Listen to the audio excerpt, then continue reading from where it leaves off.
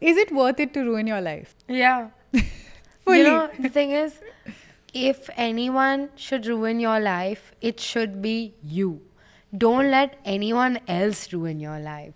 The only person who has the permission to ruin your life is you.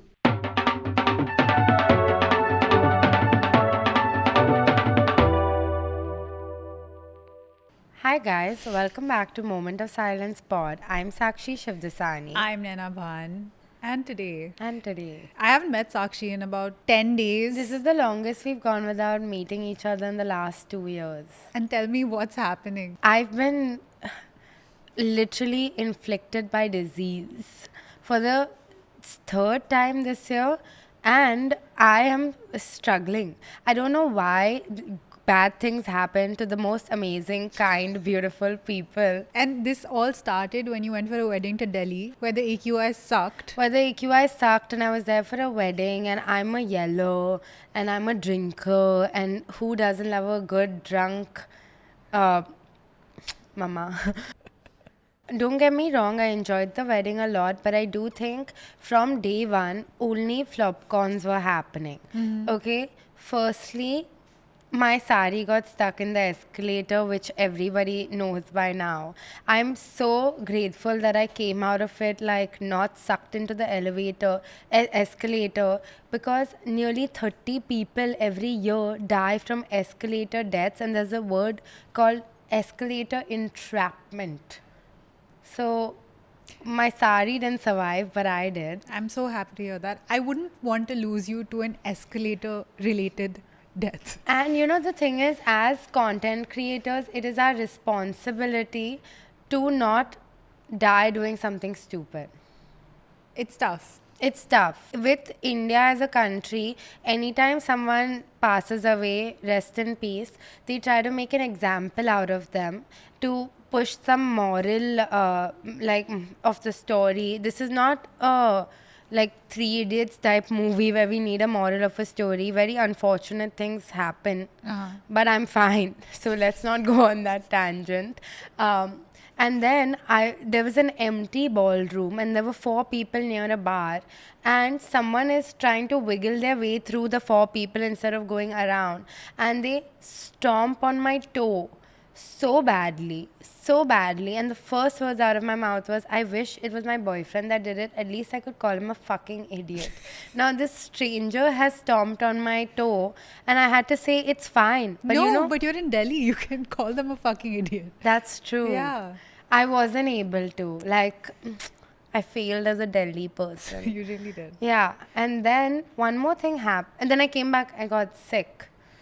So That's hard. I think it's Nazar. I don't know about y'all. How's your week been? My week, my sister was here for the last 10 days. She came about 2 weeks ago for a day, and then she stayed. Yeah. And as Sakshi's gotten to know my sister over time, she's an enigma. She's You an don't know enigma. what her life story is. You No. don't know when she's in Bombay, when she's in Delhi. But just as we were making dinner plans again, she flew back out. So she's not here Amazing. anymore in Mumbai. She's very much present in Delhi. And it was really nice because I haven't hung out with my sister so much in a very long time. And I love her to death. Can I please? Naina and her sister Meera came to my house to hang out, and we asked them like, hey, would y'all be friends, if y'all weren't sisters? And you can tell Naina really wanted her personal space back, because she's looked at Meera dead in the eye and said, no, you would have been a fan. Amazing. To be fair, because in real life, I'm a fan of hers. Like, I'm a fan of the way she lives her life. I'm a fan of everything. I'm Same. a fan of... And Sakshi and Meera are so similar that every time, like, I watch Meera watching the podcast, she's like, oh, yeah. Every time she's looking at what Sakshi doing, she's like, yeah, that's me. That's something I would do. And that's what I was telling her. The day that I reached out to Sakshi to start a podcast, it was like I knew the playbook on how to Yeah. deal with a Sakshi because Meera. And that's why we have a successful podcast. It could have very well been a mistake that we made, which is coming to the topic of the episode today, moments that we thought our life was ruined and over. And I think, I don't know about you, but like in the start of the podcast, when we had shot 4 episodes a day, we had to sit on the edit with, God bless his soul, the dumbest editor ever to live. And it was so difficult. And I was like, why am I committing to this? Because before that, my job was like, life is happening, and in the middle, job sprinkled in. But with the podcast, it was like high production, high cost. We didn't know whether long form was still a thing. And did you also have these thoughts, or you were bullish on this throughout? I came into the podcast thinking that this is something I'm starting on my own and it is my one last shot, because I, before that, had been starting my life from scratch every 2 years, pivoting jobs, pivoting mentally, doing a lot of things. So this was my one and done last ditch effort to get something off the ground. But I wouldn't be lying if I said that I could see the doubts sometimes going through Sakshi's eyes, Yeah. because she's literally been here for 5 years. She's like India's angel. She is. No one has ever said that. I'm coining it right here for the first time, and I really appreciate that you took a chance on it. And for so long, it's been 2 years, and I feel like only in the last few months have things started feeling like, Yeah. yeah, we're here for the long haul. Yeah, like before that, I genuinely was like, okay, I'm putting in so much time into one aspect of my business. Like, you also categorize like your Instagram, your personal YouTube, and Moss, right? When I started my personal Instagram, zero investment. My personal YouTube, I didn't even pay for a Canva Pro subscription. And starting a podcast is expensive. And I was like, you know what, I can afford it, so I'm just going to keep putting in money there with no expectations on investment. But like, I genuinely think that was like, I was like, why am I doing this? What's going on? But 2 years later, amazing decision. Yeah. Yeah. We've rented our studio that we can't shut the fuck up about, even though we haven't shown anything. Yeah. But that in itself is a beautiful, stunning achievement. I agree. Renting a space in Bombay It's beautiful. is stunning. What is the biggest mistake you've made this year?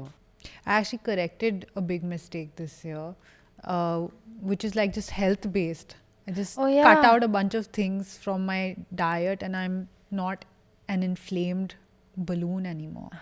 Amazing. Yeah. That's congratulations. Thanks. Yeah. Small mistakes that, like, even through this podcast, what I've realized is like, again, when we started off, I felt like, because I didn't know that much about how to make content, I was kind of trying to follow your process. And then as I realized, and as we went through episodes, I was like, okay, this is not working for me. So should I just like smile and be complicit in a process that's not working for me? Or should I figure out my own thing? So I think over time, I'm just like that's why I have fucking 500 notes that are failing me today. But like, you know, just to figure out, okay, everything doesn't have to work for everyone. You Yeah. have to figure out what is tailor made for your routine. And it's great. Now I feel like we coexist in a much like smoother way than before. 100%. We asked you guys, what are moments in your life that you think your life was ruined, in shambles, like destitute vibes, degen vibes?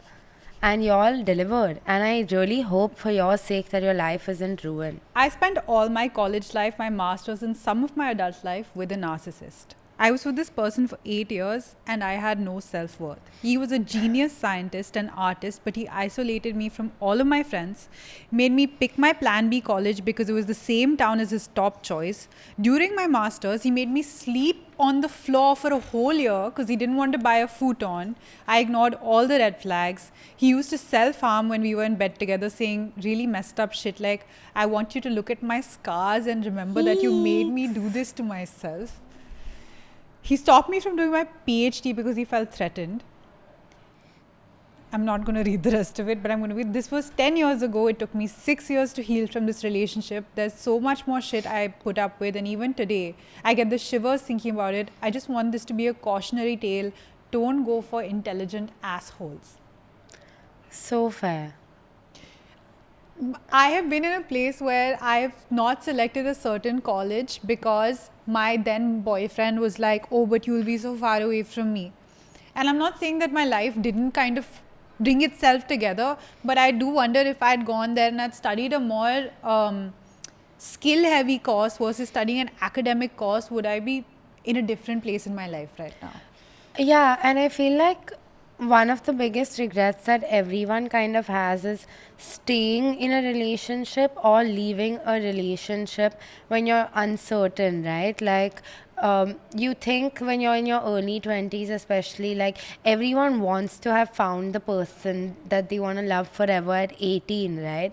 So you kind of forgive a lot of things when you're in love, and you're like, at 18, you don't even have a lot of context of what other people are doing. You don't have context of whether it's normal that this fucker doesn't want to buy a futon and make you sleep on the floor.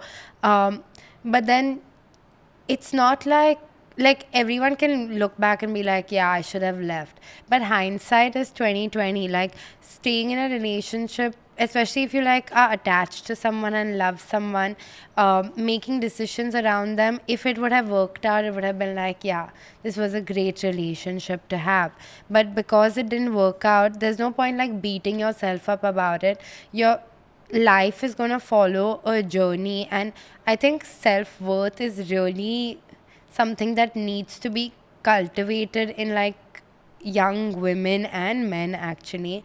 Not this scientist artist vibe. I know his mom was telling him he's her goodest boy ever, but Yeah. women, I feel like lack of self-worth keeps a lot of women in situations where they have no business being. At least my friends were always talking about, so a lot of guys are like, don't talk to your friends about your relationship problems or things that are happening, because why do you want to air your dirty laundry in public? But I genuinely, and so does Sakshi, feel strongly about the fact that you need to have your female friends close to you.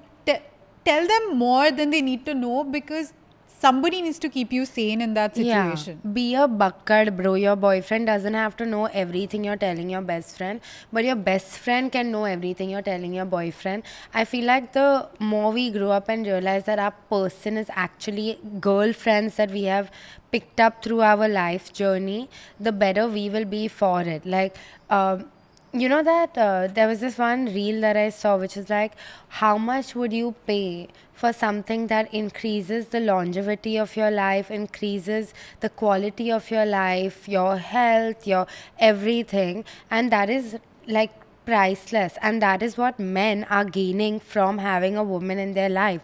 So nothing you do is too much for a man, because women actively give their lives.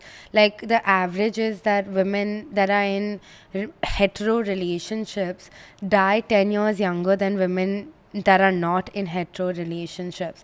So there's nothing you could be doing that is too much for a man. In fact, he should be doing a lot, and that's all, you know? Yeah.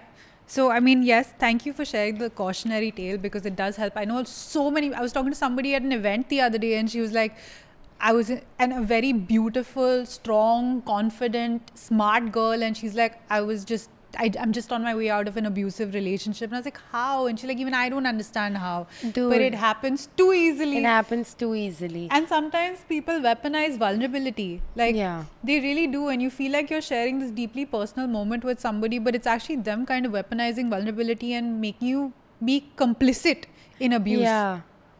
No, that's so true. Like, I keep coming back to like Desi Crime had 2 episodes that touched my heart, and both of them were about these women in these like horrible abusive relationships, which obviously then they ended up murdering their husbands. And it's kind of about that journey, and both those women didn't have anywhere to come back to, you know. And I think it's so important as Indian families. We know now that we also have an older audience that your friends have some place to come back to, or Yeah. like your daughters, your sons, everyone, if they're in an uncomfortable situation, they have somewhere to come back to, and not like you going like, oh, she's a gone case, bro, like she's picked a college based on her boyfriend, blah blah blah.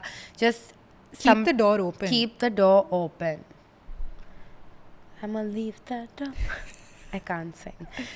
Yeah, Yeah. but I hope you're in a better place now, and don't be so hard on yourself, and join a run club is where I want to end this Really? conversation. Yeah, because one thing you'll get at a run club, forget the company, you'll release some dopamine around other people. Yeah. You don't have to talk to them, but just being around people doing a positive habit. Boxing got me out of a divorce, so Boxing, yeah. yeah. And got her a ripped fucking body Yeah. as an additional bonus. I want to tell you, and I think I've told you this offline, but I wanted to share this with the audience if it's of any help.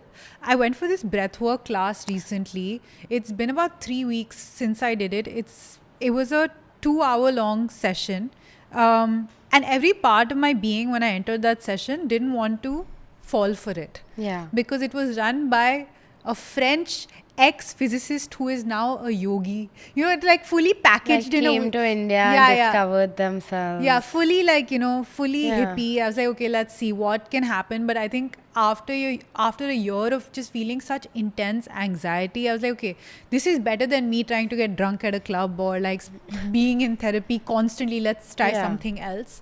So I go for this breathwork class, and essentially you lie down. They take you through a guided meditation where they make you try different forms of breathing, and they ask you to imagine a green ball of light in your heart, and they ask you to kind of visualize pushing it through your body. And in those 2 hours, as I kind of visualized pushing that energy through my body, I felt different kinds of resistance. And as they were talking initially, they were like, you can maybe some triggers can come up. You can start wailing or making sounds. It might make you want to laugh. It might make you contort your body and stay stuck in those positions. I was like, oh my God, what the fuck is happening? So anyway, I get into that whole thing, and they were really kind. I had a lot of tension in my chest, which I had not been able to breathe from my stomach. They helped me release that. Then at one point, my stomach started vibrating and convulsing, and I started tearing up. And it wasn't like I was crying, but it was like this cathartic release of emotion. And by the end of that session, I was feeling like I was levitating. I had such strong visualizations from my subconscious memory that I got out of that session, I was feeling, of course, great, because anytime you spend that much time with Yeah. your body, you're feeling good. You've touched grass, quite Yeah. literally.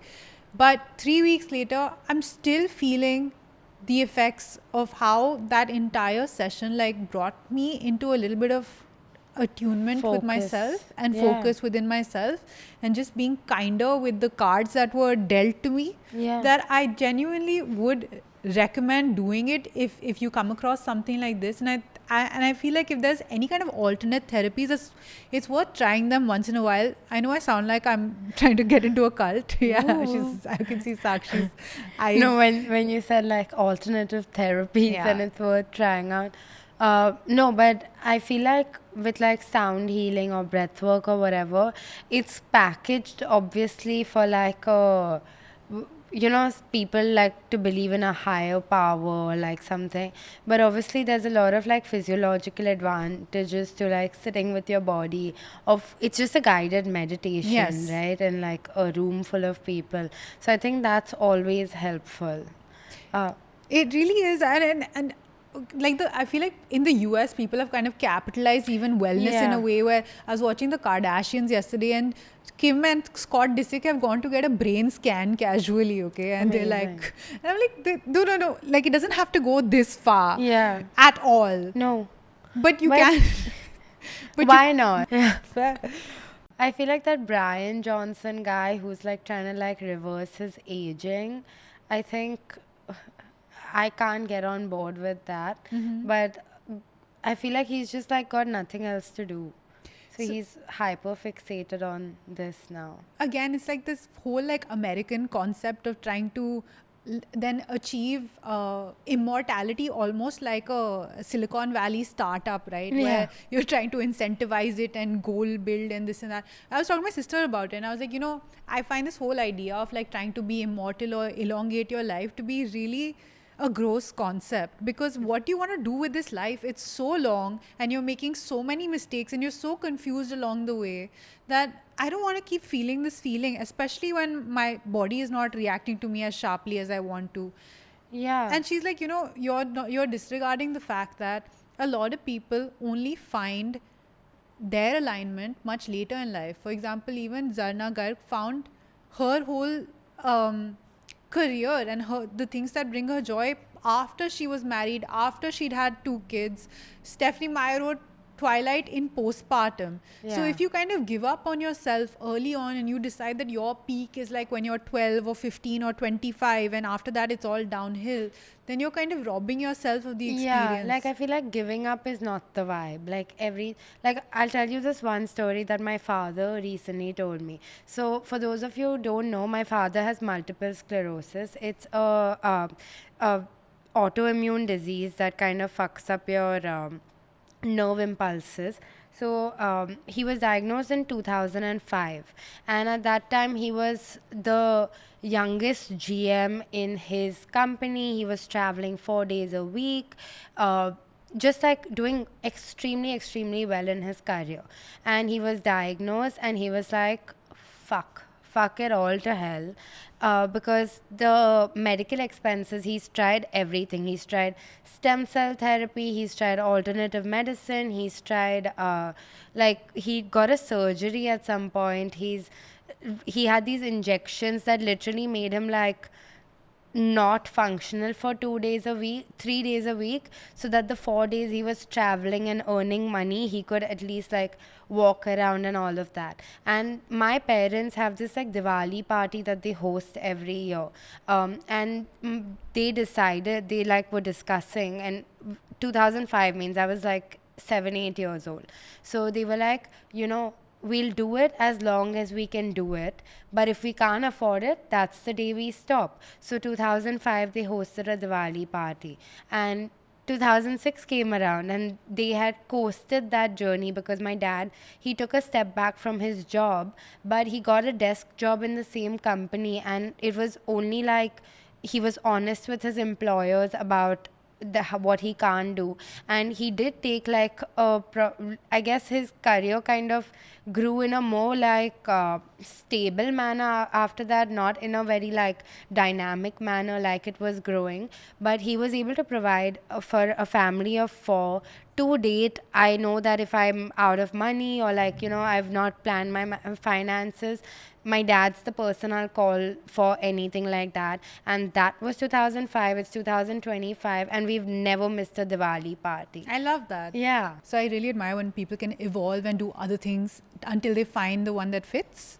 100%. And I think getting comfortable like is not the vibe. The only thing that should be comfortable is your Outfit.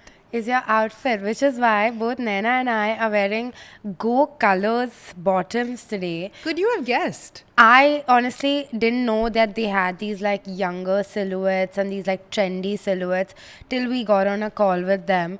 And I think as a brand that's been doing like leggings and workwear for so long, it's great that they've also kind of evolved into this like younger but millennial market. Like it's like I was always looking for midi skirts that are comfortable, easy on the pocket. Like this is like between 900 and 1518 rupees the collection, okay? And it's honestly a staple piece in my Yeah. wardrobe, like black midi skirt, It stunning. is. And I was looking for a lot of utility pants like these parachute pants. They're very easy to slip on, very forgiving to the silhouette. They have pockets. I know when I was on set, when I was like in production, I would have loved pants like these because you're constantly like on the move. And I think that was such a natural like evolution for Go Colors as a brand also, right? Because they had got the comfort down pat, they had got the price point down pat, but now that they've done this collection in collaboration with Mostly Sane, which is called the Mostly Sane collection, they've also got silhouettes that work for all of us. And you know what's really underrated about Mostly Sane is her fashion. Like I don't know if anyone stalks her for her fashion, but I do. And if she's wearing something, I definitely think like it's a vibe, and it's also like she's not particularly known for her fashion, right? She's always been like a comedy content creator, but then like I love it when comedy content creators dress well, their body is tea, and the fact that she's sat with Go Colors and come up with this collection is a plus for me, honestly. I think it's influencer marketing done right, her and this podcast. Thanks for sponsoring the segment of the episode. I love pockets. Coming back to the episode. Okay. Next one. My biggest regret is honestly hilarious in hindsight. A couple of years ago, one of my guy best friends suddenly decided to reveal that he used to have feelings for me. Like 2 years back from when he confessed, but kept quiet because I'd gotten into a relationship with my now ex, and the timing, chef's kiss. He confessed this only when my ex and I were on a break, Ross and Rachel style. Fast forward, I get back with my ex like a good citizen, told him what my friend had said. My ex absolutely lost it. He said I should have told him earlier, demanded I stop talking to this friend, and basically acted like I was running an underground emotional affair ring. I said no because it was ancient history and my friend literally had a girlfriend now. So my ex broke up with me dramatically over a 2-year-old crush that wasn't even relevant anymore. And here's the best part. I told my guy best friend that my ex and I had broken up. I did not tell him the reason. And do you know what this man said? Not, are you okay? Not what happened. He goes, oh, can I get your Netflix password? This friend is the problem. Why confess a 2-year-old crush? But this happens all the time. 100%. And every single time it's like, shut the fuck up. This literally happened to a friend of mine from school recently. Another friend of mine from school has come to her for 15 years later and been like, I want this to be something real. And she's like, no, I've known you for 15 years. I don't see you like that. And he got butthurt and now he's never spoken to her again. And he's in a new relationship, but he won't talk to her again. You know, I feel like when men come and tell you like, oh, I had a crush on you 2 years ago, they're testing the waters because they're hoping that like you'll have a crush on them now and then they'll kind of make it work. You know? So I think that guy is he still likes your friend, which is why he can't be around her. But I think like men need to be really okay with platonic relationships. Do you believe in karma? Like, do you think like what you do in your 20s is going to fuck you in the ass in your 30s? In your 40s, 50s? No, and that's the whole purpose of this episode. It can fuck you for a bit. Yeah. And then your body regenerates. Yeah. And everything regenerates. Like everything regenerates. I've come to Mumbai with my savings. Yeah. Thinking that I'm the biggest embarrassment to leave Delhi in 2020, like 3. Yeah. And every time I ask anyone, I do a field survey of how people feel about me because that's a great way to build your self-worth. She loves doing that. It's literally insane. My therapist said, look, I've known you for the last 5 years. I don't think about any of those struggles. I'm just seeing the woman you are in spite of all of those things. Yeah. And I feel like all the shitty things that are happening in your life only sit in your head and they keep, like, you know, the anxiety that you go to sleep with or wake up with where you're like, oh, in 2006, I did that one thing. Yeah. Yuck. Disgusting. You know, only you know. Yeah. And only you care about that one shitty thing that happened. 100%. Like, you know what I did this week actually? I went to the gym, okay, and I was wearing a brown outfit. I have brown Birkenstocks and I have black Birkenstocks. But I like the black ones more for anyone wondering this heavy info. So I get out of the gym and I'm like, you know, this gym has a problem with everyone's shoes. They keep like putting them in the rack, like, get a life. And in my like limbo, I pick up a pair of black Birkenstocks that are kept there in my size and I wear them and I go home. 2 hours later, I get a call. I have taken some uncle's Birkenstocks and I come home. And I don't want to go to the gym anymore because it's so embarrassing. Please. It's so, how can I'm a chappal chore. I don't think you'll understand. I'm a chappal chore. Like, it's guts, it's the pets. You gave them back, na? We fasted them back. So you're not a chore. You're a borrower. Borrower. Yeah. It happens. Yeah. Go to any mandir. Okay. Somebody wrote in saying, earlier this year I got married. I shifted from Bombay to Delhi. I quit my job to take a break and plan the wedding. I've been applying for jobs but haven't got one. I felt like I left everything behind to be here with my husband, but I feel so disconnected. We live with his parents. It's not quite ideal. I thought I could adjust, but I can't. Everyone has their own way of doing things, but I'm here adjusting. His mother is just too messy for me, and I'm a bit of a control freak. On top of everything, I feel lonely because I have no friends or family here. We do chill with his family and cousins, but it's not the same as your own. It's not the same. You know, when I was like writing down points or like when I think lives will actually be ruined, I think marrying the wrong guy and staying could actually be a mistake that could genuinely ruin your life. You know? Say more. I think that, okay, if like you're in love, whatever, the honeymoon phase lasts, but then eventually you have to live with someone's family, as in this case. And if this man isn't backing you 100% and you're not able to leave that situation, and you know, you become one of those like middle-aged women that's always complaining about her husband, and you know in your heart, like as a viewer, I know in my heart that it is the husband's fault, but I don't want to hang out with the woman complaining. I would rather hang out with the man. And then you're kind of isolating yourself further.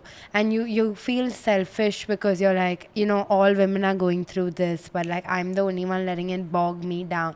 And you're cranky, you're cribby. Eventually, like as a viewer also, like, or if I'm in that situation, I'm going to be like, if she's so unhappy, why doesn't she leave? So I feel like picking, and this is for men and women, if you're not in a happy relationship, because that person's supposed to be your person. So I think that that's a mistake that could genuinely ruin your life. Like, Okay, so basically what you're saying is if you are in a situation that is where your trigger also resides, yeah. that it's a stupid situation to be in. Yeah, and that could be whether it's your parents, whether it's your partner, whether it's your sibling. If you're putting yourself in that situation where your worst self is coming out, then you are ruining your life and your experience, like, because everyone has only one life, right? So like if you think you're in a situation where like you're not happy, the faster you leave, the faster the rest of your life will continue. True. But I feel like in this situation where someone's moved away from their house, it's like when you go and do your master's or something, or your undergrad in a different city, or you move for work, the first year, the first few years will not feel like home. Like that, you will keep comparing it to everything you've been familiar with. But that doesn't mean that if you don't give it a fair shot, that you won't get to the other side of it where you feel strongly about it. Like I feel like I've made that mistake where I have been in a new situation. I'm like, oh my god, my entire body is rejecting it because I'm trying to evaluate it through the eyes of like, or through an experience I've had for the last 25 years, and I'm like, oh, this doesn't match up. No shit, it won't match up. But you have to give it a fair shot for what it is. And you can try again. I really physical exercise, group community exercise. There's this thing called All You Can Move, where they're doing different physical exercise activity experiences. So we did a spin class at Antisocial. They're doing a bouldering class day after. Which will be done by the There's time. Sahira Sahira Hoshidar, she has a run club called the On Tour Club. I think the plan runs every Sunday. Both Naina and I have not gone. But it looks fun. It looks really fun. I feel like I love that you've cited run clubs as a thing to do 2 times. No, and there's also, I keep coming across this one Instagram channel where people meet at a bar and or a pub or something, and then somebody takes you through a guest lecture, and it's like a way to nerd out. And I think that's so much fun. Like I would love to go for like a guest lecture weekend and sit and learn something about like anthropology or whatever, something that is outside the realm of what I'm familiar with. Unfortunately for me, the fastest way to fall asleep is listen to someone talk. My favorite thing to do is listen to someone talk and take notes. Yeah, I know. We're such different people. And it takes all kinds, and you'll meet them in these scenarios where the primary part of that like group experience isn't making conversation, it's doing an activity together. Yeah, and then eventually the point is to find like-minded individuals, right? Yeah. So I think that really helps you uh, acclimatize to a new city. On a separate note, actually, I'm thinking of starting a book club. She's But been I don't want thinking. like lame people, huh? Like, what I thought is I'll like tell everyone a book that like I'm gonna read in the start of the month, and in the end of the month I'll kind of do like a YouTube live where like I'll put out the date so everyone has a month to like order the book, read it, formulate thoughts on it, and then I'll give my thoughts on the book. And then book someone will club. feel, yeah, Yeah. a book club where other people can't So talk. when are you starting this book club? I'm thinking. Let me think. Let me cook. Let me cook. I was also like, one time I genuinely thought my life was ruined. Is okay, I've said this before, I think, where like I missed my admissions date because I was studying for my medical entrance. And I thought the main reason I wanted to be a doctor is because I have really good like memorization skills. And everyone used to be like, oh, Sakshi, you'll be a model, you'll be a model. And I was like, I'm smart. I don't want to be a model. You know, when you're like 18, you want to like really be not like other girls. So I was giving my like NEET entrance exam, and by the time the exam rolled around, I've gone and I've marked a C in most of the answers that I didn't know. The answers I knew, whatever I attempted. And then I was like, I don't want to do this. So I didn't apply for my college also because I was like, I'm waiting to get into this college with a much higher cutoff. I was like, it's going to happen. It didn't happen. And as I was taking admission to KC College, I was like, my life is over. I'm never going to have access to the kind of people that I want to network with. I'm always going to be like one cusp below, like, you know, where the action is really happening. I don't want to join Rotary or whatever. Like, you know, I was like too cool for like college activities and all. And I kind of coasted those 2 years, and I was like, my life is not going anywhere. I've done like these idiotic fashion shows that are not like, no one's picked me up, no one's discovered me. Like, I'm not dating anyone exciting, I'm not doing anything. I used to literally, all I used to do for 1 year of my life was eat chocos with peanut butter and go for CrossFit. And I was like, my life is absolutely over.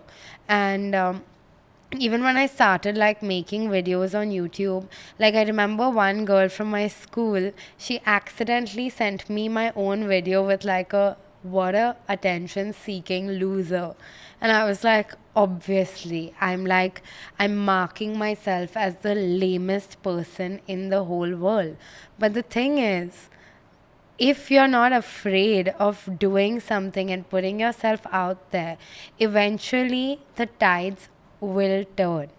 Eventually, you will be sitting on a couch and blabbing, and people will be like, they don't remember what I did on TikTok. TikTok's fucking banned. What was I doing? But I feel like the journey, which for me was honestly like faster than other people, but it was heavy because even when I did start reels and all, I was the most hated voice on the internet. And now I literally have a audio podcast. So it's like the way things manifest is so annoyingly weird, but I guess like the only to a destination is through it, Yeah. you know? But yeah, I think getting cancelled is character building. I think it is like how much, and I come from a very sheltered background, right? So no one has ever had the guts to say anything mean to me because it's like my father will hear about this. Yeah. Like, you know, and then the internet doesn't care about my father hearing about this. So then I had to kind of be like, you know, at home I'm the queen. So no one can touch me, no one can do this, no one can do that. And then every time someone has managed to penetrate that space, I'm like, this, like my white blood cells get activated to actively push that person out. And that's how I protect my like inner peace. But I want to ask you, as someone who's never been cancelled, what is something that you have kind of gone through which was like, my life is over? Firstly, about being cancelled, I enter every shoot day feeling like Deepika Padukone in a press interview, where it's a lot of sentences. Where I'm like, how can I make this sound vague, where where I'm not hurting anyone's feelings? But that's what happens when there are no jobs in this country. That someone's feelings are being hurt at all points of time. But I've felt twice or thrice in my life that I've really, really like fallen flat on my face, failed. Yeah. And I think that those were like one of the most liberating moments of my life, because actually failure is so lame. Yeah. And it's something you can really push Dynamic, past. yeah. So I can't say that like, I did think for a while like, okay, where do I start fixing part? Yeah. Okay, because there's so much shit spewing out of it. But once you get the rhythm of it, and once you even do a little slowly, you can get on the other side of it. And now the best part is you can monetize your suffering. And there's nothing better. The internet has given me nothing better. I think, when the worst thing imaginable happens and you realize it's not that bad. It's not that It's deep. beautiful. Like, Yeah. every time you're down in the dumps, just remember that there is a lot of satisfaction in knowing that you can't get lower. Yeah, you really can't. And also, like, try not to correct public opinion. When I ended up like getting divorced and everything, there were a lot of like Reddit threads about my life, and I'm like, and somebody pretended to be my cousin and spewed some shit about me, and my sister was like sending me screenshots on screenshots, and I'm like, okay, now what do I do about this? If I'm going to sit and try to fix everyone's feeling about me, people I've never met in my life, versus fixing my own life and where I feel like I need to buck up, I'm never going to get anywhere. I feel like, even right now, while it's a horrible time to be on the internet for women because there's a lot of drama happening with like Smriti Mandhana and her wedding being called off, and then this choreographer being blamed to the point that she's had to put out a story saying, babe, there is an issue, but not me. I'm not the issue. I feel like people, like, I understand gossip is interesting, gossip is exciting, you want to know more about everyone's life. I'm a gossip fiend, but there is something about like mindless gossip, and there's something about taking something you've read on Reddit and running with it like it's a fucking fact, which is not like, for the audience watching, media outlets. What the fuck is up with media outlets in this country? They like, and my favorite story, like, and we can cut this out if you don't want it said, the editor of a magazine came up to Naina at an event and said, congrats on your wedding. And Naina was like, not married, actually. And she was like, no, I saw photos of your wedding. So this person was sleuthing on Reddit, and someone had picked up Naina's old wedding picture, and she was like, everyone in the office was talking about it. So if you want to gossip, be smart about it. And to Smriti Mandhana's, can we just take her story and leave it at the World Cup? Like, why the fuck has the World Cup been overthrown by some idiotic dude? Literally. Like, and none of us were there. I don't know if you all were, but none of us were there. So, like, and the thing is, I understand that, like, we're just like fucking videos on your screen, and Smriti Mandhana, national hero, still doesn't feel like a human to y'all. So, but she is going through something actively. So let's, gossip is great like 2 weeks later. Yeah. Like, let's not speculate in real time, is my thing. I agree. What's the other stuff happening on the internet with women? So, the Jasleen Singh, Akash Singh controversy. For those of you that don't know, it is basically Akash Singh is an Indian American comic on this podcast with Andrew Schultz called Flagrant. Okay, and that podcast is watched by an incels ka jhund. Akash's wife also has a podcast where she is talking about some stuff that I may or may not agree on. I'm not like it, I don't want to put any moral judgment out there. But I feel like it's a great lesson in know your audience, because if your husband has built an incels ka jhund, then you know they're going to come for you as soon as you say something that that audience is not used to. And now they obviously haven't said anything about the entire thing. She said a lot of stuff on the internet that I wouldn't be comfortable with my partner talking about, but that's their relationship, and I don't want to like get into that too much. But it's it's a horrible time to be her. I'm sure she's going through it. It's a horrible time to be him. But the thing is, like, it's the bare biceps thing all over again, right? Know your audience, because you cannot do certain things if this is the audience that you have Garnered, cultivated. yeah. But technically, that was his audience, right? Yeah. Technically, I sat through 2 episodes of the podcast. I don't think she said anything that was so insane that prompted the amount of hate that was coming for her, where literally like these red 100%. pill and incel YouTubers are like breaking her personality apart, calling him Yeah. a simp, calling him this, calling him that. And then as soon as like any like Indian on the internet fucks up, immediately everyone rushes to racism. You know, but so it's a hard time to be an Indian on the internet in general, but it's also like I don't even know how to explain it. It's just what's happening is so like it's like watching a car crash. You can't look away, but you're also like, this is horrid. Another thing happening on the internet right now is awkward goat and her hashtag Randi movement. proud Randi movement. Proud Randi movement. And I don't know how I feel about that. You wanna? I mean, here's the thing.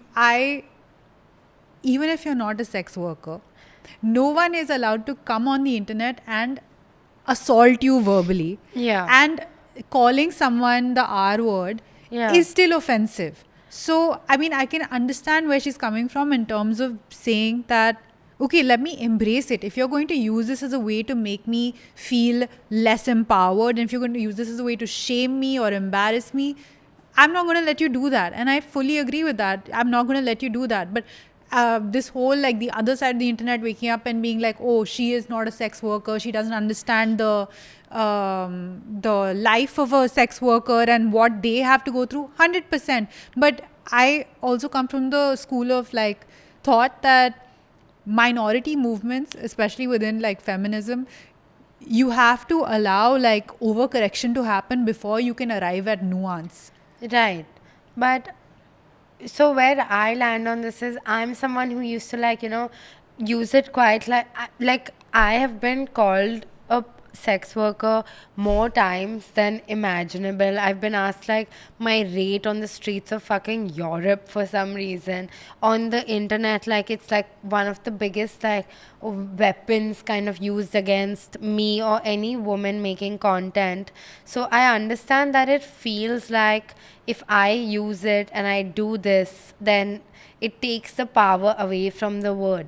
But the thing is, when you're using it in like a tier 1 city like Bombay, I have the privilege of never having to walk into rooms that a lot of women from tier 2, tier 3 cities in India have.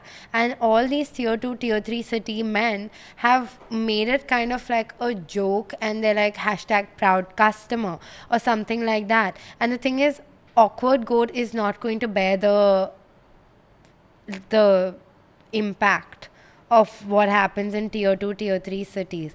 And in India, the thing is nuanced by upper caste women. And I'm not saying I'm perfect. I have fucked up in a lot of ways because like I'm obviously very, very privileged, right? So I don't even understand like the trickle down effects. But like the thing is, when comics started making jokes 10 years ago, all their jokes were about like punching down.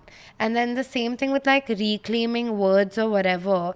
I think as upper caste privileged women, we need to have nuance. Like, we need to have like, and I think she took this thing and she like ran with it, and now she's too deep in to admit that she's taken it too far, and she's kind of like press coverage, this, that.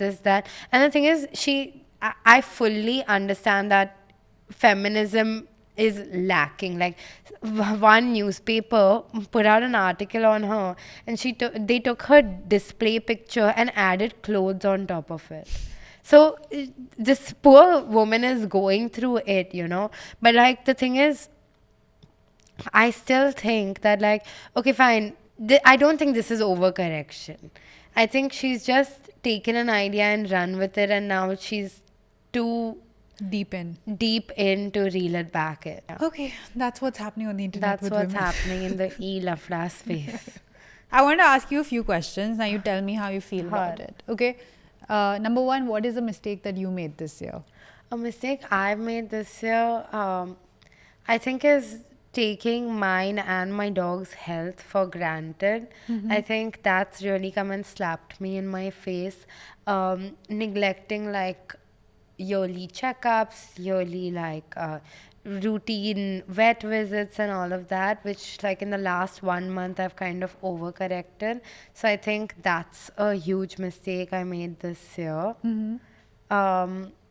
Yeah, I feel like that's the biggest mistake. And the other thing I want to ask you was, okay, we talk about a lot of these episodes are about how you feel like you are struggling, how you feel like your life is not working out.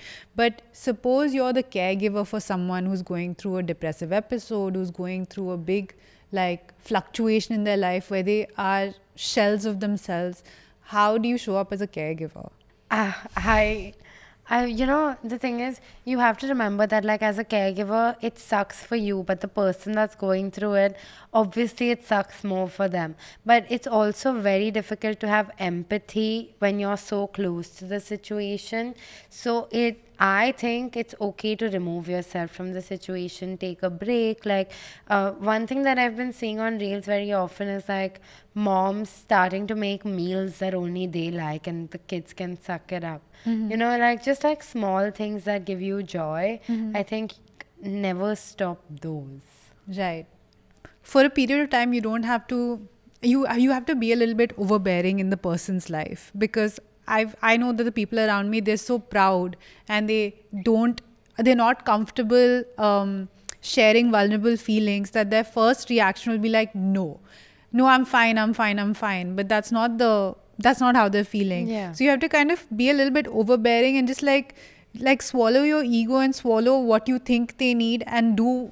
And just be around constantly. Keep pushing them to go for a walk. Keep pushing them to overshare. Even if it overwhelms you like a couple of times, but you know that it might help them get to another side of things. Yeah, so fair. Is it worth it to ruin your life? Yeah.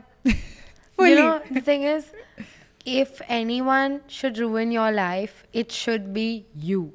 Don't let anyone else ruin your life.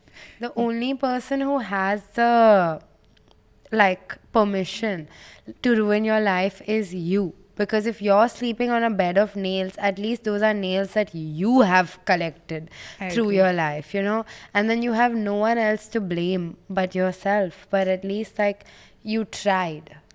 You know, I have gone through life like I am in the army and I'm like on the front lines, and I think I'm an adrenaline junkie, because now every time like a fucking issue shows up, I'm like, yeah, I'm so excited to deal with it. I'm like, okay, I know what I have to do. I have to go to therapy, I have to do this, and then I have to put it all together, then I have to share it with you on the podcast, then I have to like keep marking my progress, and I feel like I've gamified struggle a little bit for myself. You know, whatever works.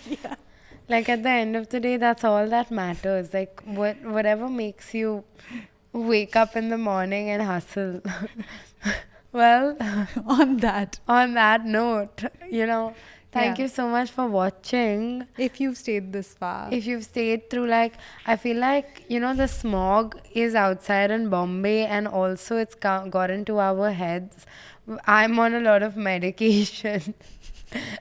And Naina I'm is just freaking out. brain fogged since the last week, actually. No, now I'm fine actually. Oh, So I don't know crazy. why I'm sucking so much. You're not. No. But she had to carry this whole episode. I feel like I don't remember anything I've said. But thank you for watching, guys. Hype this fucking video. It would be so cool if this was the number one It video. would, and- Can you all like gaslight people into believing that what you just watched was like the most amazing piece of cinema Like, you've ever seen? yeah. Just like comment down below fictional things that have happened in this episode. Yeah. Like you won't believe Sakshi revealed like the biggest thing about. Crazy. Yeah. Please do that, guys. We love a gaslighting experience. Okay, bye.